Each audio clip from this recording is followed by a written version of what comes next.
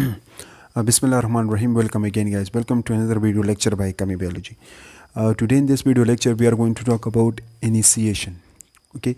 In the previous video lecture, if you guys remember, we talked about the DNA replication in prokaryotes. We talked the basic, the overview, the concept, and we also talked about the different proteins which are involved in the DNA replication inside the prokaryotic cell. Okay. So before going to explain this initiation stage, you guys need to understand that what is actually DNA replication and what kind of proteins we have in DNA replication. All these proteins are very important in each stages. Okay, so there are some proteins which are involved in initiation stage. There are some proteins which are involved in elongation, and there are some other proteins which are involved in the termination stage. So we'll be talking each of the protein in a detail, but we already talked each of the protein. So let me remove this one portion and let me start the initiation.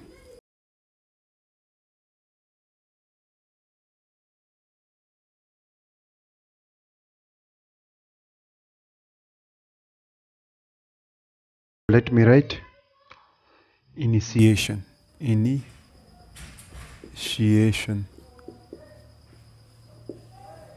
Now what is initiation? Initiation is that stage inside the DNA replication where the DNA replication can start. Okay, so whenever the proteins are bound at some sequence of the bacterial DNA or the bacterial chromosomes, where we call that origin replication, when they bind on that area, then they can start the replication phenomenon. Now the DNA, the protein which can bind on that specific area which can start the replication, we call that initiation site. Okay, now what actually happened, what kind of proteins we have in the initiation? Okay, so we have different kinds of proteins. We have DNA A proteins, DNA B proteins, and DNA C proteins, single stranded binding proteins, and we have also DNA primase. Okay, so these are the proteins which are involved in initiation stage. Okay, let me tell you the overview of the initiation stage, then we will explain the initiation in a detail. What actually we have a circular DNA in this case. Okay, so this is not the plasmid, this is the bacterial chromosomes, or we can say this is the bacterial DNA, bacterial chromosomes. Usually the plasmid are also in a circular form, but remember, plasmid can be replicated by a method we call that rolling circle replication, but it can be replicated in some other way. Okay, you know, the bacterial chromosomes is also in a circular form. At some area of the bacterial chromosomes, let's suppose we should focus at that specific area of the bacterial chromosomes. Okay, so let me elongate it. So this is the area of the bacterial chromosomes. Now at that specific area of the DNA, there are some stretch of the sequences. Okay, some stretch of the sequences, and at downstream of that bacterial chromosomes, there are some other stretch of the sequences. Now each sequences are specially responsible for the origin. Each sequences are specially responsible for the initiation. Okay, now the sequences where the replication can usually occur, there are sequences. Let me write each of the sequences.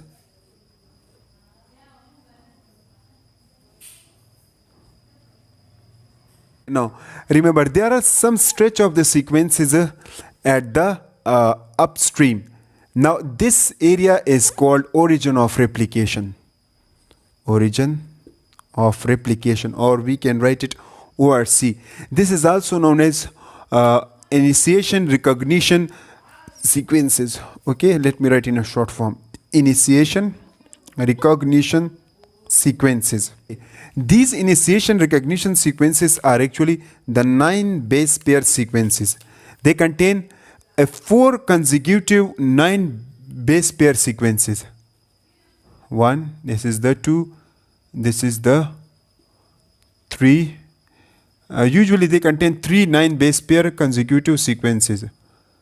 9 base pair. And at upstream, this is the origin of replication. Now remember, what is upstream and what is the downstream sequences? Upstream sequences are those sequences which are present at the right side of the DNA, at the right side of the origin of replication. And downstream are that sequences when it is found at the left side of the origin of replication. Now, as it is present at the right side of the origin of replication, so we call that upstream sequences. So at upstream there are a stretch of 9. There are a stretch of 13 base pairs, consecutive 4. There are the consecutive 4 stretch of the sequences. Usually these are the 13 base pair sequences, 13 base pair long sequences.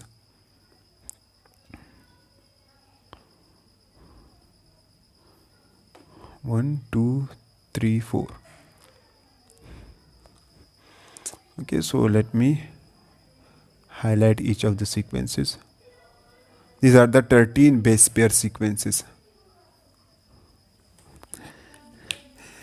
These sequences are rich with AT. What does it mean? It means at that specific area there are the adenine and thymine bond are present. So adenine are always make a double hydrogen bond with the thymine. Okay, so remember, when the proteins found these kinds of the sequences, these are called as initiation sequences. Okay, and at that particular area the initiation process or the initiation stage can be happen. Now how? There are some proteins that can bind on the origin of replication. We called it DNA A proteins. So let me write here. So now what actually happen? DNA A proteins can bind here. So let's say this black one can represent the DNA A protein. Okay. Now why DNA A protein can bind here?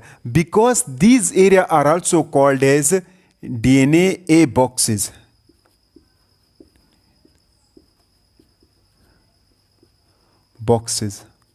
That's why DNA A proteins can bind here. Remember, whenever the DNA A protein bind here, then they can cause this bacterial chromosome then they create some pressure, some tension, due to which negative supercoiling are happen to this sequences. So then we get the sequences like that.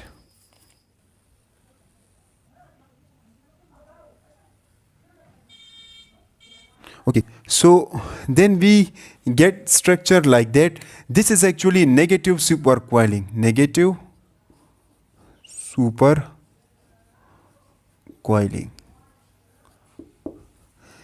And these are the DNA A proteins which are bind here.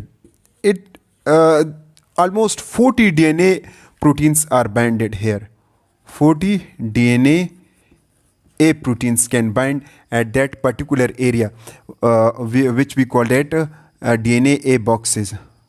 These are what? These are the stretch of 9 base pair sequences. Okay. Okay, so these are the stretch of 9 base pair sequences. Now after some time, what actually happened?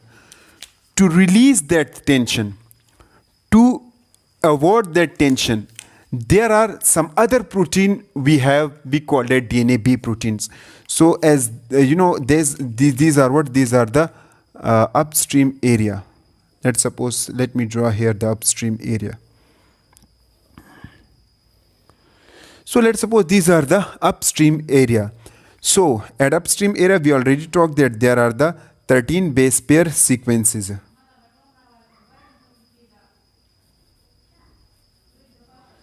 A consecutive four 13 base pair sequences. So these are the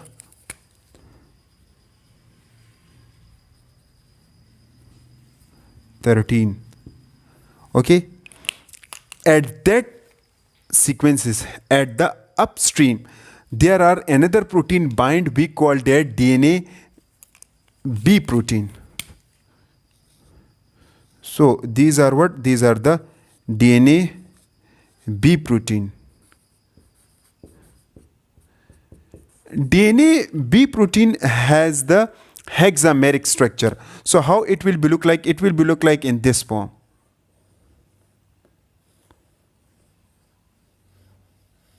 Okay, so this is the structure of DNA B protein. But remember, this DNA B protein just bind here and they just release the tension.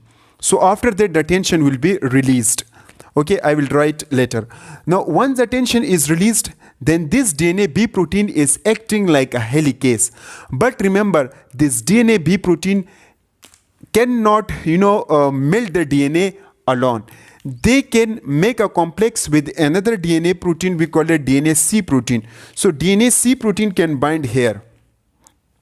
So DNA C protein can also have a hexameric structure. Okay, so they have also a hexameric structure. These are the DNA C proteins. Okay, so both DNA B and C protein, the complex, can bind here and they can melt the DNA. Now after that, let's suppose these are what? These are also the DNA C protein can also bind here. So we get a complex of DNA B and C. So after that, what actually we get? We get the DNA are melt. So the DNA will be melt.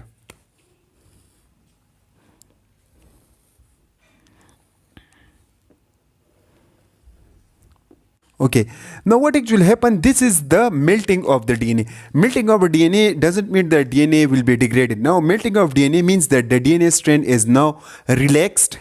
The supercoiling is now uncoiled and it is relaxed, and the DNA strand are separated from each other in initiation stage. Now once the DNA strand are separated from each other, then they can make a structure like that, which we call that replication bubble. So this is called as replication bubble.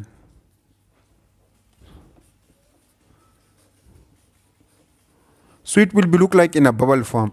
And that specific area, as you are watching, let me draw it in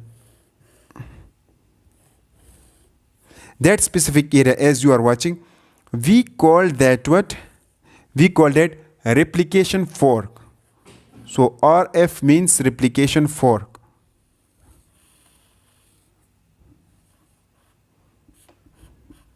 Okay, so remember what actually we get the replication bubble as well as we get the replication fork.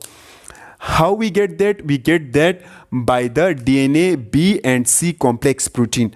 So here the DNA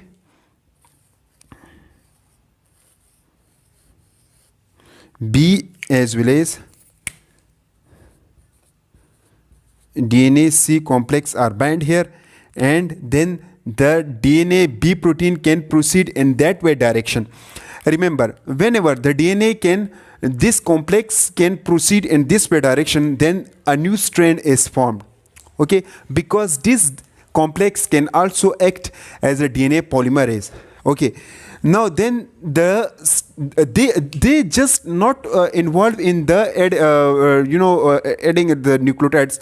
Just a little bit they can add the nucleotide, but remember This complex are usually involved to break the hydrogen bond and to separate the two strands from each other, or we can say they are usually involved in the melting process. Okay, now there may be a chances that these two strands can also bind with each other. These two strands can re-anneal with each other. So how we can prevent the re-annealing phenomena? We have another protein, we call that single stranding binding protein. So the single stranding binding protein can bind here. Let me draw with the red marker. These are what?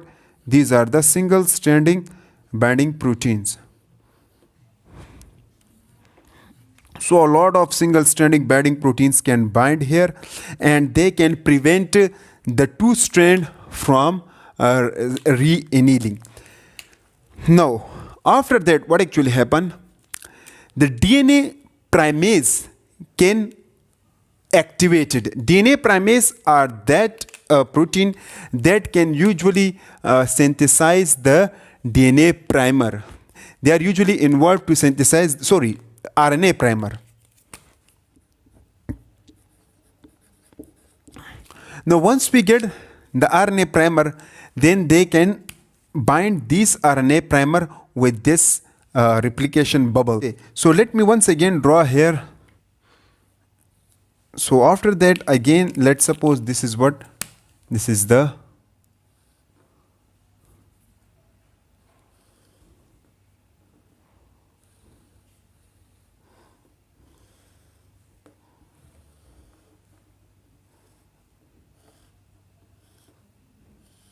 okay. Now, what actually happened? Let me once again tell you. These are the, these are what? These are the single stranded binding protein. Remember, whenever the RNA primer can bind here, let's suppose these are the RNA primer. They can bind at that specific area. Then, moreover, this DNA primase can also provide the OH at that specific area. This is the new strand will be synthesized from 5' to 3' direction. Now this is the strand which is 3' to 5' direction, and the other strand will be in 5' to 3' direction. So remember, the strand or the RNA primer having the 5' to 3' activity. So that's the first thing. Then this is the job of DNA primase, that they can just bring this primer and attach it with the with this strand, which is complementary.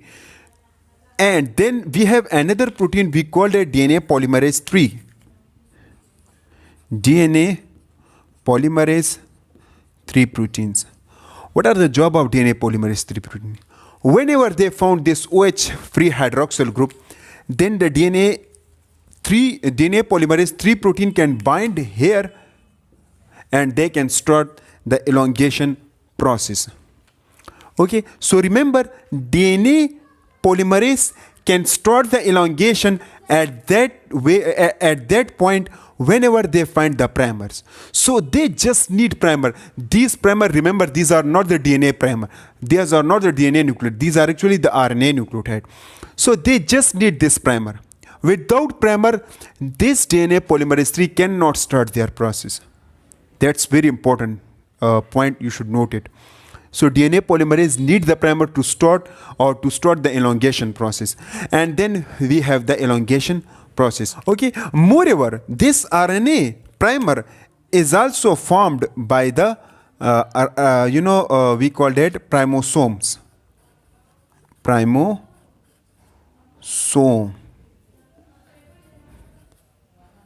Okay. So RNA primer are always formed by the primosomes. Okay, and still the process are continue, and again there is the complex of the we have the complex of what? Now this is the complex of DNA A and DNA B and C protein complex are bound here. They can proceed in this direction. Not only one DNA, not only there are one complex DNA B and C complex are bound here. The other complex are also there is maybe chances that the next complex can also bind here.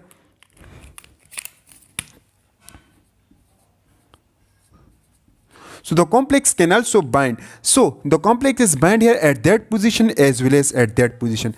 At both replication for the complex are bind, mean the DNA B and C complex are bind and they are moved in this one. The one complex are moved in the clockwise direction, while the next can move in anti-clockwise direction. Okay, so whenever these two complexes are moved, so then they meet at a point.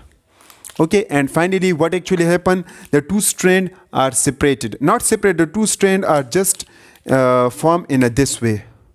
So this is the first strand and this is the second strand which is formed. Okay, then after that another enzyme can break, you know what actually we get just like that way. So this is the first strand and this is the second strand, so we get the two strands just like that way. Okay, and we can separate it by an enzyme, and due to this way the new strand are separated and we get the other strand. So we get the two strand like that. So not two strand, we get the two bacterial chromosomes. So the two bacterial DNA chromosomes are formed, and that's how the initiation can start. This is not the initiation, but this is how the whole process are happening. Okay, remember this helicase can use ATP energy. They can use ATP energy from the ADP plus inorganic phosphate. Due to this way they are proceeded. So that's all about the initiation. I hope you get idea about that. Inshallah, in the next video lecture we are going to talk about elongation in a detail. So please stay tuned and continue to watch the video. Thank you so much.